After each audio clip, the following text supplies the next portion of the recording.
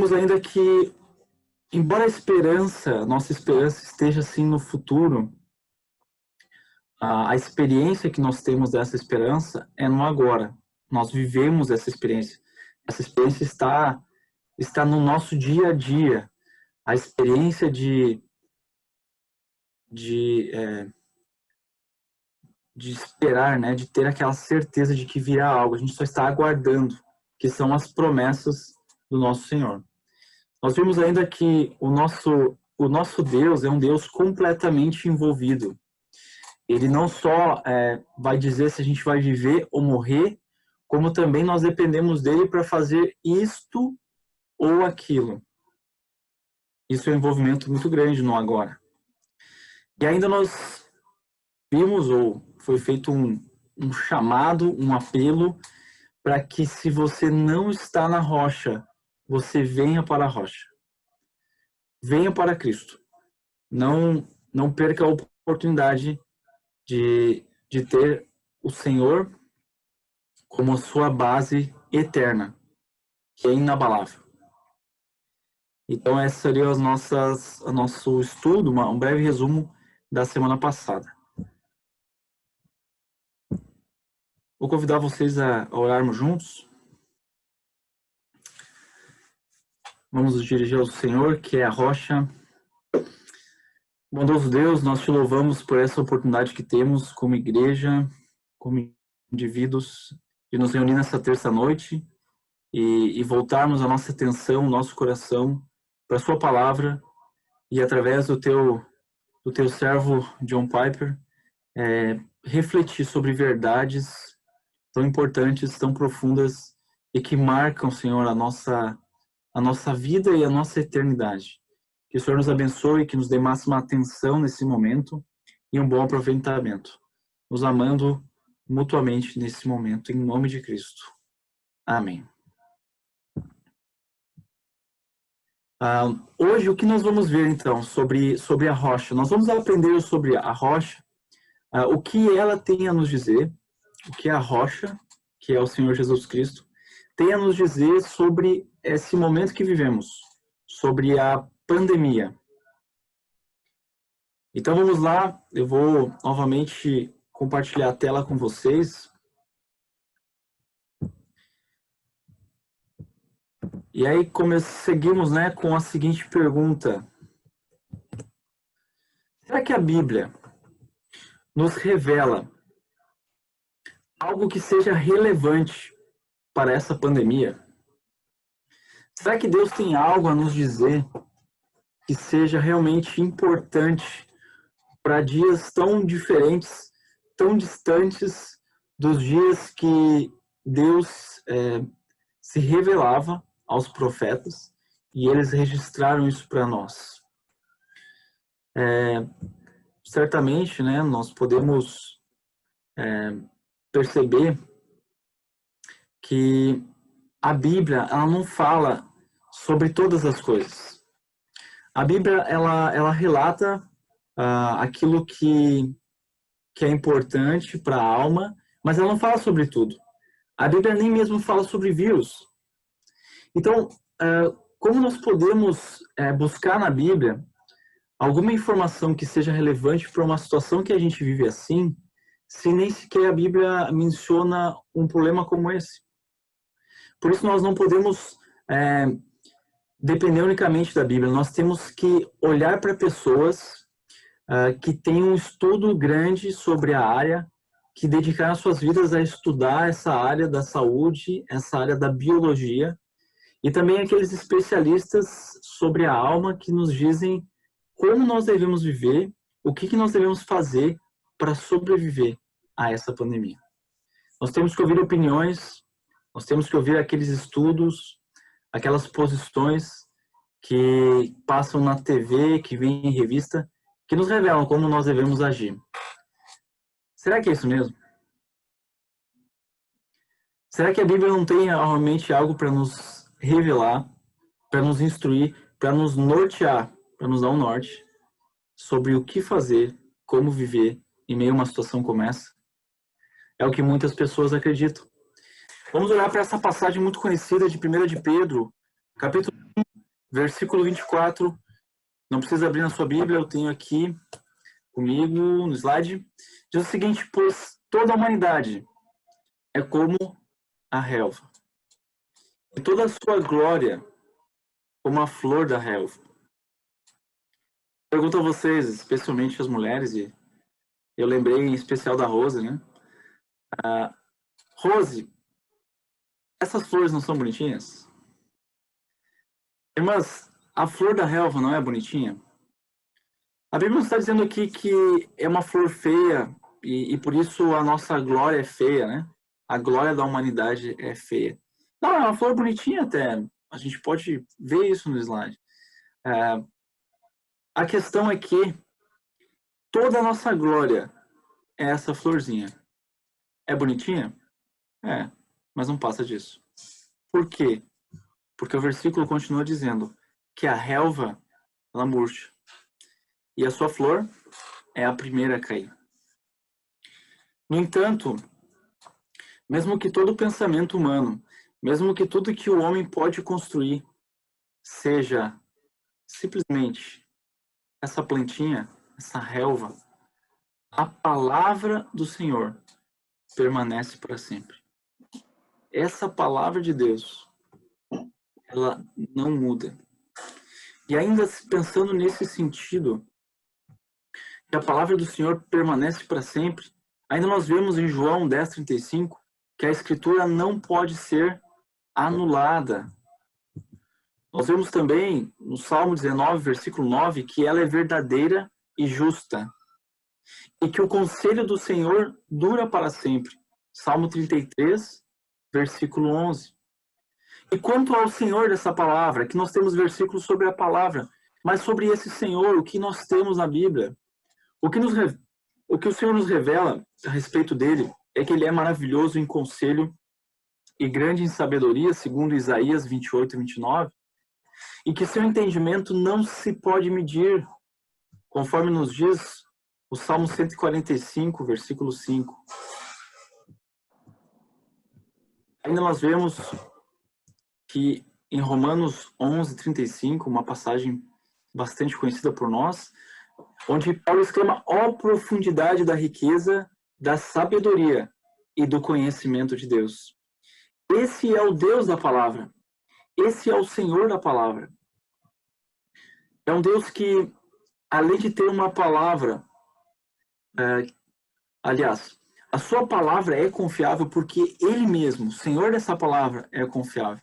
Porque ele é grande em sabedoria. Tão grande em sabedoria que nós não podemos medir.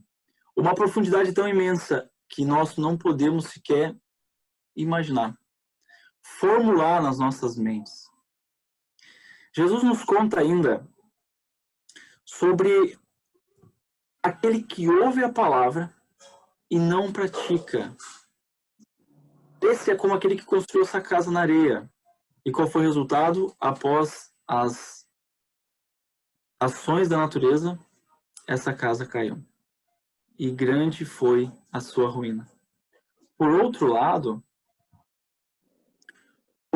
nós temos aquele que ouve a palavra e pratica.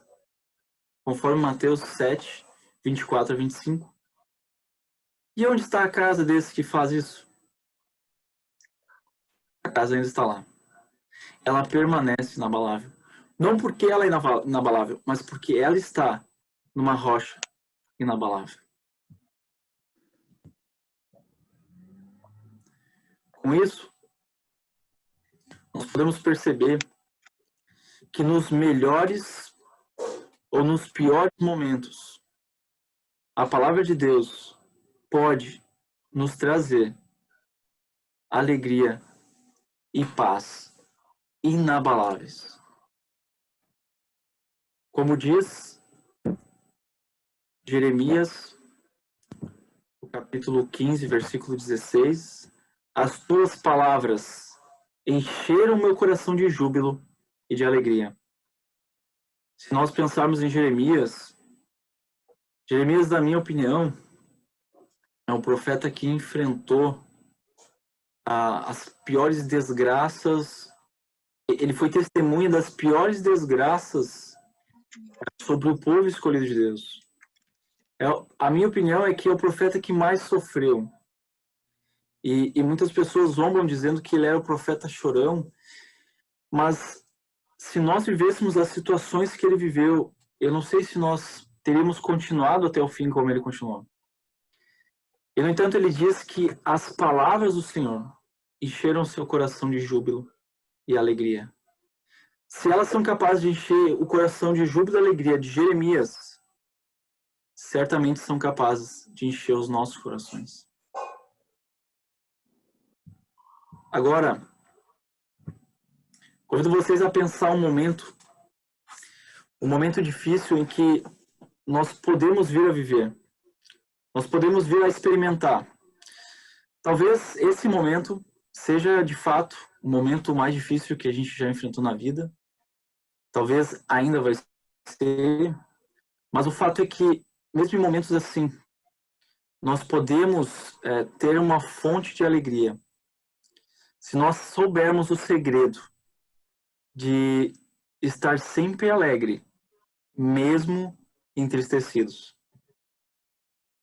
Alguém conhece uma passagem da Escritura em que fala sobre estar alegre, embora entristecido? É, 2 Coríntios 6, 4 a 10. Ô, louco, vamos dar uma olhada no que tem lá. Esse Jonas, hein? Só por orgulhar o Roberto. 2 Coríntios 6, 4 a 10. Diz, ao contrário, aqui Paulo está falando sobre as suas qualificações como servo de Deus. Ele diz, ao contrário, ele não era como aqueles maus servos, né? Aqueles que se diziam servos, mas não eram. Como servos de Deus, recomendamos-nos de todas as formas, em muita perseverança, em sofrimentos, privações e tristezas, em açoites, prisões e tumultos, em trabalhos árduos, noites sem dormir e jejuns, em pureza, conhecimento, paciência e bondade, no Espírito Santo e no amor sincero, na palavra da verdade e no poder de Deus, com as armas da justiça, quer de ataque, quer de defesa, por honra e por desonra, por difamação e por boa fama, tidos por enganadores, sendo verdadeiros, como os desconhecidos, apesar de ser bem conhecidos, como se estivéssemos morrendo, mas eis que vivemos, espancados, mas não mortos, entristecidos, mas sempre alegres, pobres, mas enriquecendo muitos outros, nada tendo, mas possuindo tudo. Diante de uma palavra como essa, em que Paulo diz que, embora entristecido, sempre alegre, nós podemos pensar, não, mas isso é uma contradição. Como é que alguém vai estar entristecido, mas vai estar sempre alegre? E é fácil de compreender isso. O ser entristecido é quando as circunstâncias, situações vêm sobre nós com um peso tão grande, com uma força tão grande, que tem o poder de nos entristecer. Então as circunstâncias vêm e nos entristecem. No entanto, essa não é a marca que Paulo disse que tinha. A sua vida não era uma vida de tristeza. A marca de Paulo não era a tristeza, embora entristecido. O que marcava a vida de Paulo, a constância dos seus dias, o que vivia ele sempre alegre. Embora, algumas vezes, entristecido. Essa é a experiência de Paulo como um crente, não como um apóstolo. E por que eu faço essa distinção? Porque se fosse a experiência dele como apóstolo, simplesmente, nós não poderíamos repetir ela. Mas, como uma experiência de crente, nós podemos também ter essa experiência de, embora entristecido, alegres. A pergunta que vem à nossa mente é: qual era o segredo de Paulo para que, mesmo entristecido, estar sempre alegre? Que segredo era esse?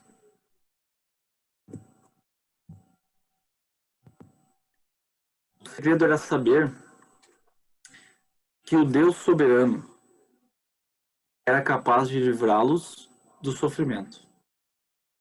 Mas se ainda assim não fizesse, esse Deus soberano era igualmente capaz de sustentar a alma no sofrimento. O Deus de Paulo tinha o poder de livrar eles do sofrimento. Mas se ele não fizesse isso, assim como disse, até a mais do que disse Sadraque, Abednego e Mesaque, de que Deus tinha o poder de livrá-los, mas se não livrasse, eles não iam se curvar. Paulo cria que Deus tinha sim o poder de livrá-los, mas se não livrasse, ele tinha o mesmo poder de sustentar a alma em meio ao sofrimento. Nós podemos, obviamente, nos perguntar, hein?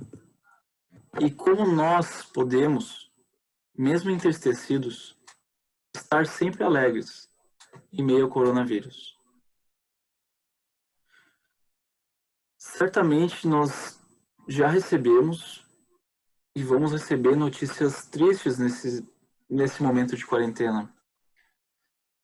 Eu pelo menos tenho uma pessoa próxima que já morreu por causa do coronavírus, e vocês devem conhecer outros, pessoas que estão também em dificuldades financeiras. E essas notícias nos entristecem, é verdade. Mas como estar constantemente alegre? Como a nossa marca ser de uma alegria constante e não de uma tristeza constante? Seguindo o mesmo pensamento, o segredo para nós podermos viver assim consiste em ter fé que o Deus soberano é capaz de livrar-nos do coronavírus. Mas ainda assim, mas se ainda assim não fizer, esse Deus soberano é igualmente capaz de sustentar a nossa alma na pandemia. É como pensar assim, Deus ele pode nos livrar de perder o emprego. Mas se ele não livrar de perder o emprego, ele dará condições de vivermos. Ele dará os recursos. Deus pode nos livrar de uma guerra, mas se ele não livrar de uma guerra, ele é capaz de nos blindar. E essa é a ideia. O sofrimento sempre afeta, embora possa afetar o corpo, ele afeta a nossa alma. E se Deus não nos livrarmos desse sofrimento, se Deus não nos livrar, ele ainda é capaz, ele ainda é poderoso para nos sustentar a alma nesse sofrimento. Então, em todo caso, a alegria está totalmente dependente de Deus. O segredo dessa alegria é a fé no nosso Deus. E não é a nossa fé que vai fazer, que vai mover ele a agir, e com isso nós vamos então ter respostas de acordo com aquilo que a gente crê. Mas é justamente porque ele age, é justamente por quem ele é, pelo que ele prometeu, que nós vamos ter fé. É justamente por olhar para as promessas de Jesus e confiar nessas promessas. Assim como nossos irmãos do passado, que já sofreram e confiaram, receberão graça. Então, nessas circunstâncias que nós vivemos hoje, olhando para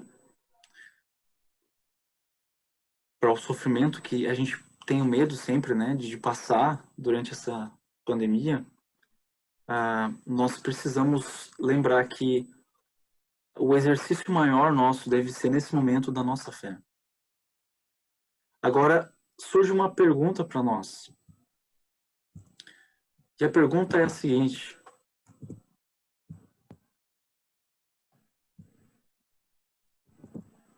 o que é a fé bíblica? Então, eu fiz um pequeno questionário aí para ver se vocês vão conseguir responder essa pergunta. O que é fé bíblica? Então, vai aparecer na sua tela aí o questionário. Você tem 3 opções para escolher. A primeira opção é confiar sem evidências. A fé bíblica é um salto no escuro ou a fé bíblica é ver? Pode escolher uma opção. Então, imagine o seguinte, que vocês precisassem representar a fé com a arte. O que vocês fariam? Agora eu quero ouvir aí, áudios.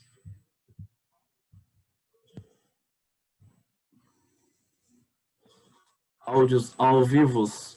Se você tivesse que representar a fé, o que você faria por meio da arte? Chamava a Erika. Como? Chamava a mãe do Vitor. A mãe do Vitor. Isso é arte? Não, mas ela faz uns bonitos. Entendi. Tá, então chamava ela. Terceirizava o serviço. Ok, obrigado, João. Você poderia fazer uma música para representar a fé, você poderia fazer uma pintura, um desenho. Alguns artistas no passado já tentaram fazer isso. Por exemplo, Luiz Salvador Carmona, essa obra de arte esculpida em marfim, ele chamou ela de La Fé. Aqui tá com A, me peço desculpas, é com E, La Fé. Ele era um artista espanhol, viveu no século XVIII e fez essa obra e chamou ela de La Fé, ou A Fé. Então assim ele representou a fé. Mas o que tem a ver isso com a fé? Bom, essa obra de arte revela alguém que está com um véu. É o cobre o seu rosto. Então, na visão desse artista, a fé era aquilo que nós tínhamos que, sem compreender todos os aspectos, ou sem compreender plenamente. Então, uma pessoa com véu, ela poderia ouvir, ela poderia ver, assim, uma silhueta, um contorno, mas não conseguiria ter certeza do que vê.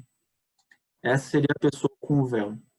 É uma visão distorcida. Esse artista, em certa parte, tem razão. Porque nós não conhecemos Deus completamente. Nós conhecemos parte dele, aquilo que ele nos mostrou, aquilo que nos revelou, e até assim, aquilo que ele nos revelou ainda parece...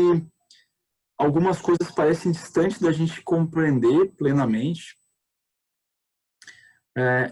E muitas coisas sobre Deus nós não entendemos, ele também nem quis explicar. Agora, esse artista representando a fé como um véu, talvez também tenha a ideia de que era algo de confiança sem provas, sem evidências, né? Um salto no escuro. Ou, se fosse uma venda, poderia dizer que a fé desse artista é um salto no escuro, simplesmente. No entanto, biblicamente falando, a fé é ver. Como assim ver? Como assim ver? Por exemplo, Jesus, ele chamou as pessoas que não creem, que não têm fé nele, de cegos. Mateus 15:14 e Mateus 13:13. A fé salvadora na palavra é baseada em ver. Olhe comigo essa passagem. Agora você pode abrir na sua Bíblia. 2 Coríntios, capítulo 4, versículo 4. Eu vou pedir que alguém que abriu essa passagem possa ler, se sentir à vontade. 2 Coríntios, capítulo 4, versículo 4. Talvez alguns saibam até memorizar essa passagem.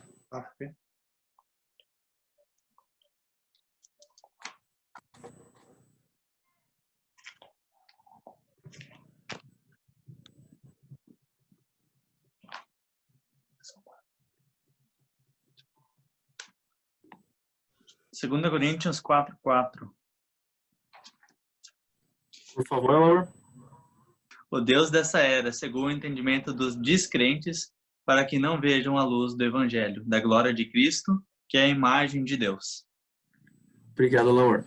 Não feche o texto, fica o texto aberto aí. Eu vou fazer algumas perguntas e vocês vão me responder. Deus dessa era. O texto não deixa claro, mas nós sabemos, através da Escritura, que o Deus dessa era, aquele que domina nesta era, é Satanás. A pergunta é, quem ele cegou? Ele cegou crentes ou descrentes? Quem está com a câmera desligada aí pode participar. Com áudio, né? Guilherme, por exemplo. Descrentes. Descrentes. Ele cegou descrentes. O texto fala isso de forma clara. Agora, ele cegou eles para quê? Qual é o objetivo de Satanás ao cegar os descrentes? Para não ver a luz do Evangelho. Não ver a luz do Evangelho. É isso que o texto diz. Existe um tipo de luz espiritual que brilha por meio do Evangelho. A notícia é que Jesus morreu pelos nossos pecados e ressuscitou para que a gente tenha vida eterna, essa notícia chamada Evangelho, ela é uma luz. E essa luz, ela demonstra o quê? O que diz o texto? Essa luz do Evangelho demonstra a glória de Cristo. E a glória de Cristo, o próprio Cristo, é a imagem de Deus. Essa glória moral, espiritual e até sobrenatural de Jesus, essa glória dele, ela é uma luz que brilha pela Bíblia. E quando esse brilho chega até o nosso coração, ele encontra no nosso coração um molde. Esse molde tem o formato de Deus. E quando encontra a luz e esse molde que tem o formato de Deus, surge em nosso coração pela primeira vez, desde que nascemos, luz espiritual. Todo coração humano tem um molde no formato de Deus. Todo coração humano tem ideia de que Deus existe, de que Ele é poderoso e que eu preciso dele. Eu tenho essa carência dele. E por isso nós, ao não buscarmos Ele, a Bíblia diz em Romanos capítulo 1 que somos indesculpáveis. Então essa glória que vem do Evangelho, que é a glória de Jesus, quando ela encontra os nossos corações e encontra esse molde no formato de Deus, o que nós temos? Nós temos o florescer de uma convicção de que a Bíblia é a palavra de Deus. E assim, nós cremos. Deixa eu exemplificar o que eu estou falando. Vamos pensar sobre a nossa conversão. Então, nós aqui já, com histórias diferentes, ouvimos o Evangelho, talvez de formas de pessoas, situações, circunstâncias diferentes, mas todos nós ouvimos o Evangelho. E quando nós ouvimos esse Evangelho, provavelmente, eu conheço a maior parte da história de vocês, né? Provavelmente não foi fazendo a apresentação do Evangelho de uma forma apologética, expondo cada embasamento científico, arqueológico, histórico, mostrando que a Bíblia é confiável. O que foi exposto diante dos nossos olhos não foi um seminário sobre por que Jesus é uma pessoa que diz que é. Por que confiar na Bíblia? Pode ser que tenha sido necessário para você estudar isso. Mas quando você ouviu o Evangelho, você ouviu que era um pecador. E o que aconteceu no seu coração? A luz bateu lá e você diz: opa, é verdade. Eu sou um pecador. E aí o Evangelho vem na sua forma simples e diz: você está condenado à justiça eterna de Deus, à ira eterna de Deus. E você pensa no seu coração, a luz ilumina. Opa, é verdade isso. Eu não sei como, sei, mas isso é verdade. Isso faz sentido. E não só faz sentido, isso começa a mexer comigo. Começa a aflorar no meu coração, nos meus pensamentos, pecados que eu já cometi. Uma vida de pecado. Lugares que eu procurei a Deus. Coisas que eu fiz. Elas começam a vir a mim. E as minhas emoções começam a ficar balançadas. E eu não sei porquê. Eu não sei porquê, mas isso é verdade. Eu sou pecador. Eu estou indo para o inferno. E Jesus Cristo morreu por mim. Ele pagou os meus pecados. Ele ressuscitou. Eu não vi isso. Eu nem sequer vi Israel. Eu nunca vi nada próximo de Israel. Eu nunca vi judeu. Mas eu sei que Jesus morreu pelos meus pecados. E que ele ressuscitou. E eu não sei como eu sei disso. Mas eu sei que é verdade. E eu preciso crer em Cristo. E você se rendeu a ele. E você se arrependeu. E talvez depois de muito ouvir o Evangelho, ou talvez de ouvir a primeira vez, isso caiu. Como aquela linguagem, né, aquela frase popular, caiu a ficha. Finalmente fez plim. E eu disse, é verdade. É isso que a luz de Cristo faz através do Evangelho. Quando a gente ouve o Evangelho, a glória de Cristo acompanhando nessa mensagem brilha em nossos corações. E quando brilha em nossos corações, a gente diz, é verdade. A palavra de Deus é verdade. Isso que está sendo dito sobre mim, por pior que seja, é verdade. Agora uma pergunta para vocês. Vamos saber se isso é mel. Eu conheço pelo menos duas coisas que parecem mel, mas não são. Vamos saber se isso aí é mel. Então, tem 4 opções. Levando para análise em um laboratório, ferver até evaporar, deixar um pote aberto no quintal até atrair um urso, ou provando. Mas eu pergunto, se eu levar para uma análise no laboratório, eu não vou saber com certeza que é mel? Sem sombra de dúvidas. Não vai dar certo isso? Sim. Vai?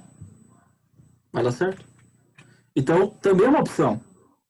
É uma opção essa. Da mesma forma que é possível levar para um laboratório. Da mesma forma que é possível levar para um laboratório e saber se algo é mel, é possível, por meio de estudiosos, saber que a Bíblia é confiável ou não, historicamente, cientificamente, de forma lógica também. É válido isso. É possível nós sabermos se a Bíblia é confiável por meio desses meios. Assim como é possível saber se o mel é mel por um laboratório. No entanto, a coisa mais comum é nós fazermos uso desse mel. É nós provarmos esse mel. E da mesma forma, a nossa alma, ela experimenta esse mel da palavra de Deus. Antes mesmo de saber evidências históricas ou científicas a respeito da Bíblia. Nós provamos ela, e quando ela diz, toda a Escritura é inspirada por Deus, a nossa alma diz, é verdade. É verdade. Quando ela diz que homens foram impelidos pelo Espírito Santo e que não escreveram da sua própria vontade, da sua própria opinião, nossa alma diz amém. Por quê? Por que nossa alma diz amém? Porque nós provamos a palavra de Deus.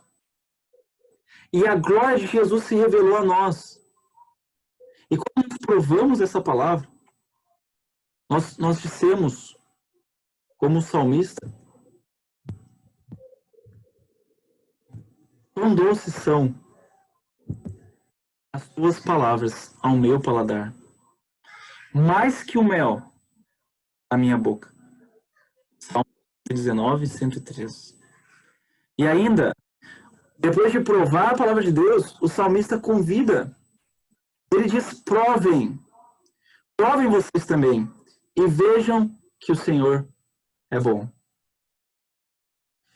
Então, da mesma forma que nós provamos a palavra, nós descobrimos de uma forma espiritual que ela é mel, que ela é a verdade, que ela é a verdade de Deus. Por isso, a fé não é um salto escuro. Por isso, a fé não é uma decisão ou uma confiança sem evidências. Qual é a evidência que nós temos ao agir com fé, ao ter fé? A evidência é a palavra de Deus, provada por nossa alma e comprovada. A nossa própria alma diz que essa é a palavra de Deus.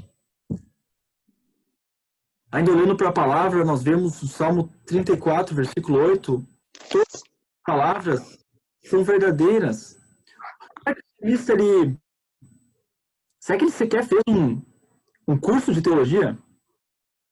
Não. Mas ele sabia que as palavras de Deus eram verdadeiras. E ainda, o Salmo 119, para sempre, ó Senhor, a tua palavra está firmada no céu. E Provérbios 35 diz, cada palavra de Deus é comprovadamente pura. Cada um dos autores bíblicos. E cada crente experimentou a doçura e a pureza da palavra de Deus. Eu lembro de uma moça que eu conheci, não lembro bem se ela era argentina, mas eu conheci por meio do Mateus. Ela veio nos visitar e fazer uma espécie de ministério, assim. Ela e alguns jovens vieram do PV Argentina, junto com o Mateus, fazer um ministério na igreja que a gente participava. E eu lembro do testemunho dessa menina dizendo que ela foi doutrinada por testemunhos de Jeová. Então, ela aprendeu bastante coisa com eles, ela estava entre eles, ela gostava muito deles. Para quem sabe um pouco, testemunhos de Jeová, eles realmente te abraçam. Eles são muito sinceros em te abraçar, em te grudar perto deles. E eles te tratam com amor, eles te dão atenção, eles te ajudam. Se tu precisar cortar grama, eles cortam a grama com você. Se você precisar construir uma casa, eles vão lá junto e ajudam. Eles fazem muitas coisas que a gente diria, nossa, que legal, eu queria ter isso. E de fato aqui nós temos, né? Mas eu lembro que essa moça disse, olha, eu sentia em meu coração que eu era filha de Deus. Porque eu criei em Jesus como meu Salvador, e essa fé nele, algo dentro de mim dizia que eu era filha de Deus. Mas os meus ensinadores, testemunhos de Jeová, diziam que não. que eu não era filha de Deus. Que ninguém era filho de Deus, a não ser Jesus. E quando eu mostrei aquela passagem que o Espírito de Deus testemunha ao nosso espírito de que nós somos filhos de Deus, e eu li e encontrei ela, aí eu pensei, eu estou no lugar errado. Porque eu sou uma filha de Deus. E essas pessoas não são filhos de Deus. Eles nem creem. E foi aí que começou então a sua caminhada para sair dos testemunhos de Jeová.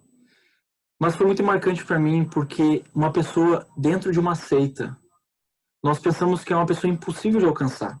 Quase impossível. Mas essa moça foi salva, mesmo ouvindo o evangelho, com muitas alterações pelos testemunhos de Jeová. O que havia de verdade no testemunho dos testemunhos de Jeová, nisso ela creu. E foi salva.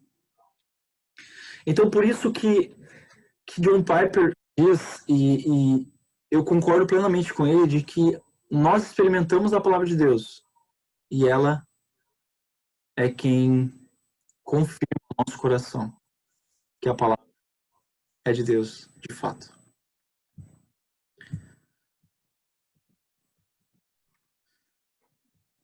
Olhando ainda para a palavra, nós vemos que a palavra é plenamente capaz de nos ajudar, mesmo que diante do coronavírus, e inundar o nosso coração de conforto. Quando a ansiedade já me dominava no íntimo, o teu consolo trouxe alívio à minha alma. Se você experimentar, ou já experimentou uma situação de muita angústia, você provavelmente já percebeu que a ansiedade chegou até a afetar a sua respiração, chegou a afetar o seu apetite, o seu sono, e você sentia dentro de você como se fosse uma espécie de aperto e um tremor. E é isso que o salmista está falando. Quando a ansiedade já me dominava no íntimo, ela estava ganhando, ela estava me derrotando. O teu consolo trouxe alívio à minha alma. E esse consolo é a palavra de Deus. O Senhor está perto dos que têm o coração quebrantado e salva os de espírito abatido. O justo passa por muitas adversidades, mas o Senhor o livra de todas. Salmo 34, 18 a 19. Ninguém pode consolar nossas almas nessa pandemia da mesma forma que Deus pode. E o conforto de Deus é inabalável. O conforto de Deus é uma rocha grande e alta, em meio a um mar de tempestade. Amém? Então, queridos, no estudo de hoje, nós podemos constatar, confirmar que a palavra de Deus é aquela que é capaz de sustentar nosso espírito com a sua doçura e com o seu poder de alívio, aliviador, curador. O Salmo 19 diz que a palavra de Deus restaura a alma. E confiando na palavra de Deus, é que é possível nós, mesmo entristecidos, estarmos sempre alegres. Então, o nosso próximo estudo, se Deus quiser, será dia 11 de agosto. Daqui 15 dias. Certo, então vamos orar? Bondoso Deus, nós te louvamos porque, em meio à pandemia, a nossa certeza, a nossa esperança está no fato de que o Senhor controla os dias da nossa vida. Que se o Senhor quiser, nós viveremos amanhã. E não só viveremos amanhã, como faremos isto ou aquilo amanhã. Ó Deus, mesmo que amanhã a gente morra, nós estaremos unidos a Ti. E se amanhã vivermos, continuaremos unidos a Ti. Ó Deus, obrigado pela Tua palavra, porque um dia ela nos alcançou. E com o poder da glória de Cristo, esse poder que tirou a nossa cegueira, esse poder que trouxe luz ao nosso coração, esse poder que nos deu capacidade de dizer sim, amém, a Tua palavra é verdadeira. A Tua palavra tem poder em mim. Esse poder, esse Evangelho e esse Senhor Jesus Cristo nos alcançou. Te louvamos porque por meio de Cristo, hoje, em meio à pandemia, nós podemos ter consolo, conforto, paz e alegria inabaláveis, ó Deus. Que de fato a gente, nessa semana, coloque essas verdades em prática em nosso coração, em nossas vidas. E busquemos, antes de tudo, na Tua palavra, o consolo, o conforto e a paz para esse momento. Ó Deus, se há algum irmão aqui que está em desespero, se há algum irmão aqui em que a alma está sendo tomada pela ansiedade, nós clamamos a Ti, ó Deus, que enche o coração dela com a Tua palavra, para que enchendo da Tua palavra, ela tenha o alívio que foi experimentado pelo salmista e que é experimentado por cada um daquele que em Ti confia, Senhor. Ó Deus, se há alguém aqui neste grupo que não Te conhece, alguém que vai ver esse vídeo mais tarde e não foi para a rocha ainda, que é o Senhor Jesus, que essa pessoa faça isso imediatamente, Deus. Que não perca tempo, que se renda ao Senhor, que corra para a rocha, que ouça Tuas palavras e coloque-as em prática, para que no dia da calamidade a ruína dessa pessoa não aconteça. Nós pedimos essas coisas gratos porque o Senhor nos ouve por meio de Cristo. Amém. Muito bem, queridos. Desejo a vocês uma abençoada semana. Amanhã começa a minha labuta. Vou ir a Porto Alegre todos os dias a partir de amanhã. E o coronavírus pode estar no trem, pode estar no ônibus, pode estar nas ruas, nas paradas, mas a nossa vida não depende de probabilidades, mas do nosso Senhor Jesus. E se Ele quiser, amanhã eu viverei e farei isto ou aquilo lá em Porto Alegre e na volta para casa. Deus abençoe vocês, uma boa semana e uma boa noite. Tchau.